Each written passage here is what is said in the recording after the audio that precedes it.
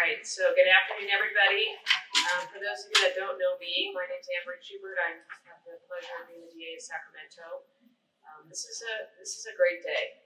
It's a different day because normally, for those of you that have never been to one of our ceremonies, normally we do this with a lot of fanfare over at the Board of Supervisors. We invite as many people as we can. We have law enforcement, we have advocates, we have members of our office, we have hopefully have the media, because it's a day for us to celebrate. And these are different times. I've said this now 3 times today, is that our job is to keep people safe, and so we're going to keep doing that and do it in this setting where we're all distanced and with our masks and everything. So, but we're not going to neglect the people that have done so much work. And today is your day, Nicole. Those of you that don't know, I didn't know Nicole until probably a couple years after her son was killed. And I think I met you first at Sac State for some type of event, and I realized then that she's a warrior for justice, whatever that is, and she's a warrior for our community. And so I am just thrilled to be here today to watch you celebrate this and be part of this. And with that, I know that Casey Newton is ready to tell us all why you deserve this so much. So thank you very much. Thank you.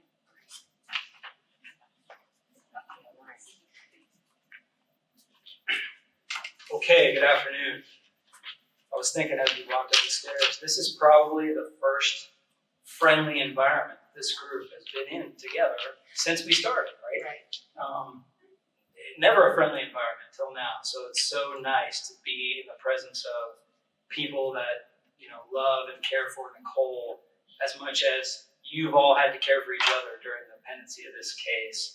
And it's really fitting, I thought, Nicole, that it took us, with all the twists and turns our case took and how long it took, that here we are today, finally, being able to honor you as part of your role in all that happened with your son's case. It's just fitting that here we are.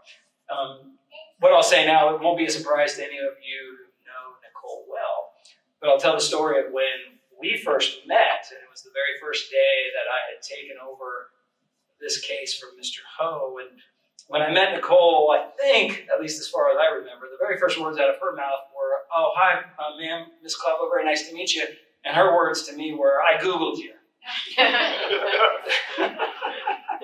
She might have said hi first, but I remember the Googling part.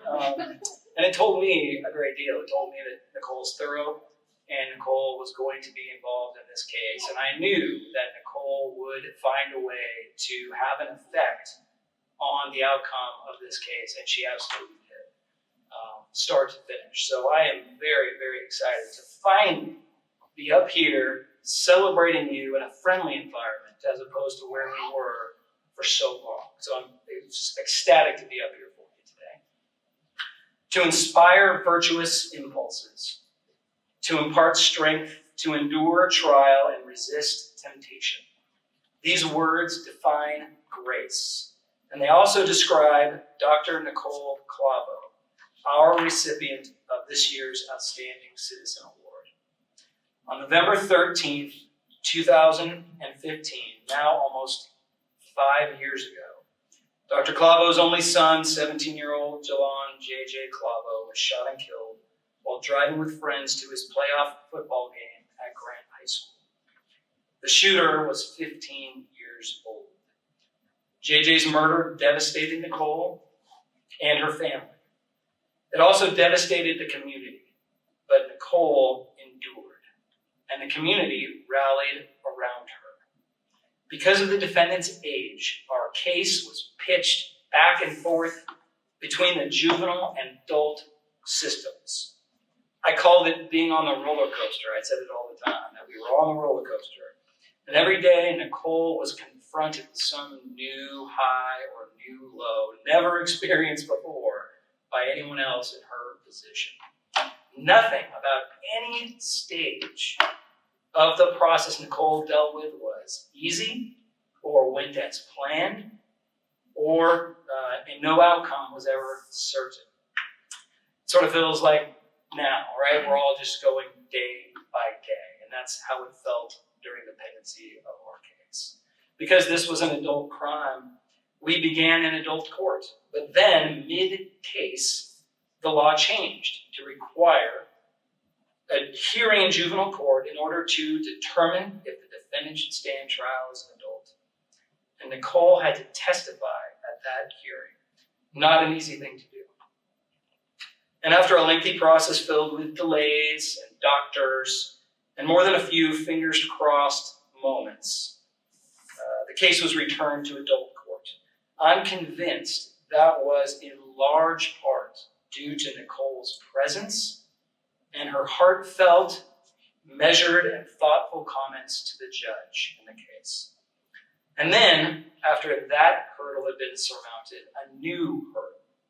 Lawmakers who had never met Nicole, never heard the facts of our case, or the facts of many other first-degree murder cases committed by young teens, passed a law that prohibited the adult prosecution of 14 or 15-year-olds in adult court for any reason. And it was a gut punch. And we appealed the first challenge to that law in the state. We were the test case, as I often said to Nicole. And throughout that entire arduous, unknown process, Nicole remained calm, and she continued to impart strength to her family when they needed her the most. Ultimately, the Court of Appeal ruled the new law was constitutional, and so this gang-related, premeditated murder case remained in juvenile court indefinitely. All of that, everything I've said, happened before the trial in this case. And the trial is normally where all of the trauma and the heartache arise for families when dealing with murder cases. All of that happened before. And now, during the trial, Nicole and her family and her friends had to endure hateful words and looks and social media attacks from the defendant's family almost every day. Almost every day. And instead of lashing out or striking back, Nicole did something that proves exactly why she's so singularly deserving of this award. On the day of the verdict, before both sides filed into the courtroom to hear the judge's decision, Nicole approached and hugged and prayed with the defendant's mother. It was an uncommon act of grace, and I doubt I'll ever see something like it again. To add to all of this, there were always cameras in Nicole's face during what should have been private moments of anguish or relief. Yet she was always poised and professional. And like it or not, by choice or not, Nicole became a voice for our community. And although the juvenile conviction and sentence did not appropriately reflect the magnitude of this horrific crime, Nicole was not crippled by grief or disappointment. Instead, Nicole and her daughter Jafira formed the Healing Five Foundation, a nonprofit organization dedicated to providing support, confidence, and hope to other grieving families, ensuring that people know they are valued even when their world is crashing down around them. So, if you were to Google Nicole today, you'd learn that this year the city appointed Dr. Clavo as the manager of its Office of Violence Prevention.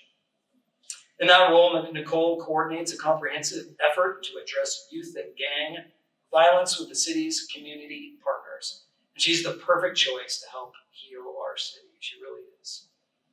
A special thank you in this case goes out to the Sacramento Police Department, who put in countless hours and resources into solving this case. While the list of involved officers is too big and too long to name, Detective Larry Trimby and Sergeant Zachary Eaton deserve special recognition for their total commitment and tireless efforts in the case, from the investigation all the way through the trial. They both worked with competence and compassion. And of course, then to Amanal Dorsey, our victim advocate from the Sacramento County District Attorney's Office, who brought compassion, care, and what I always loved the best and never took for granted was her continual sense of optimism about our case. And I know she's devastated that she can't be here in person today, but she did create a video message for you, so I'm going to play that for you now.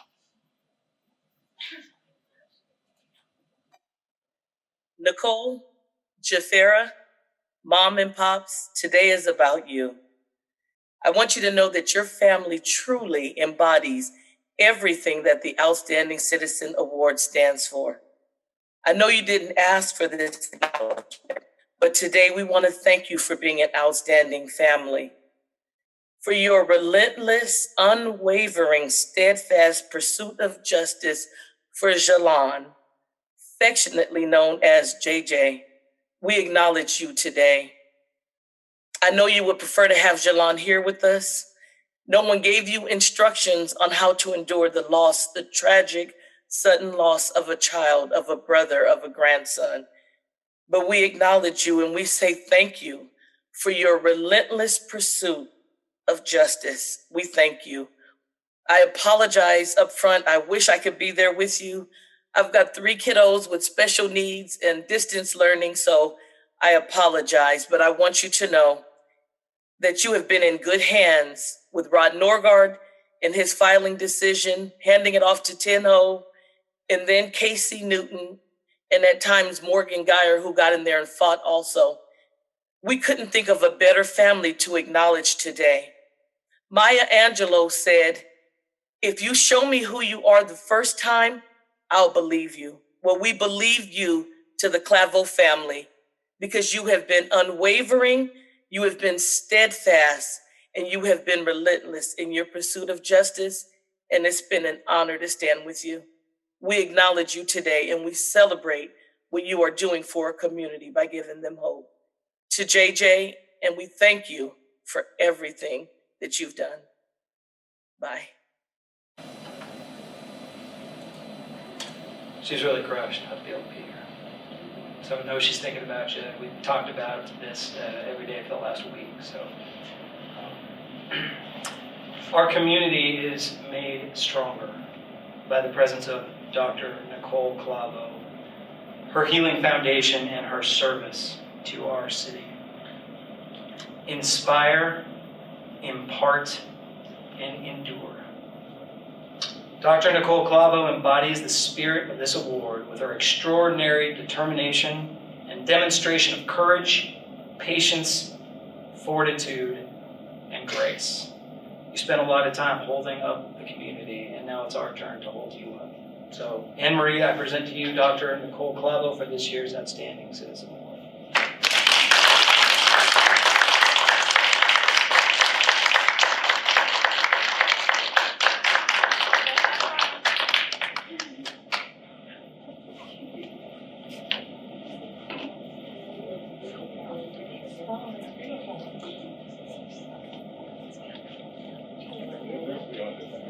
Come on, Corey, tell us what you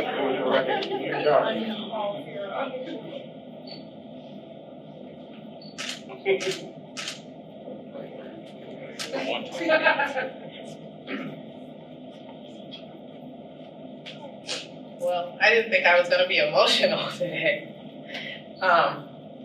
Those who know me, I don't speak of myself. And I'm really not comfortable about hearing about myself. And so I was telling Casey and them outside that had he not sent me numerous emails, I wouldn't have invited anyone.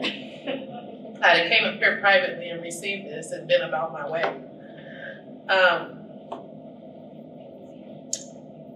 All of you have been such a great support to me, to my family, and the work that you all have done and SAC PD did on behalf of my family.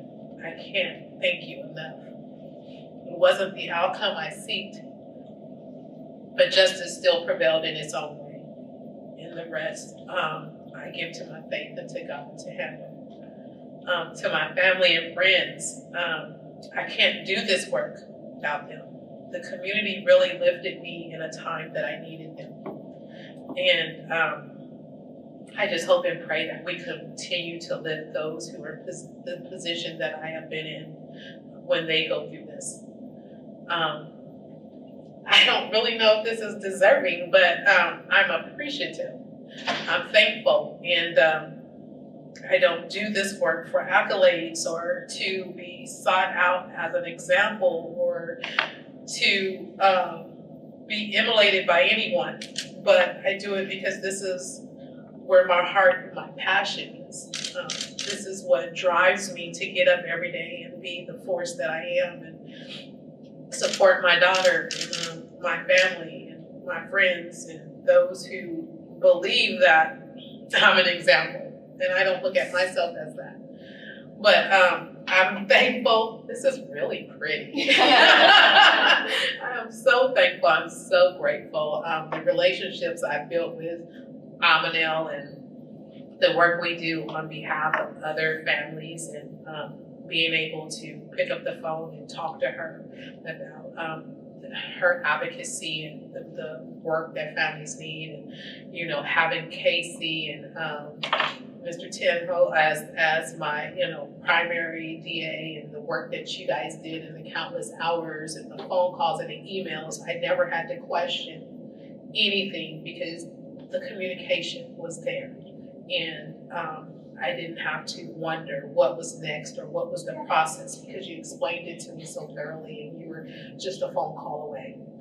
I remember the first meeting with Mr. Nogard and when everything first happened, and him and Amanel met with my family and I, and they explained the progress.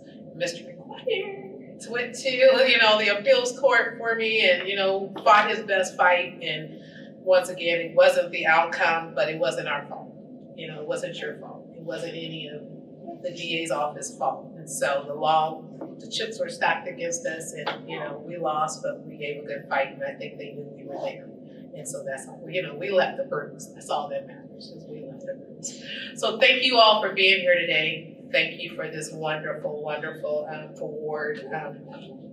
Believe me, I was just telling them, I don't put anything in my office. So this is going to be my first office in my whole life that I'm going to have my accolades placed. And this one's going to be up front because this is like, you guys check me out. This is really pretty. Thank you guys. I appreciate it very much.